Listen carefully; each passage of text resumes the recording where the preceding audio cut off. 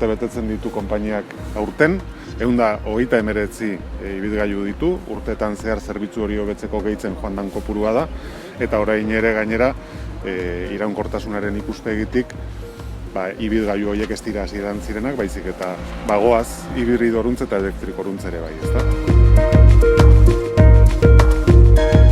Tiene un área total de 6.000 metros cuadrados, 26 plazas de aparcamiento que irán destinadas tanto a autobuses de 12 como de 18 metros.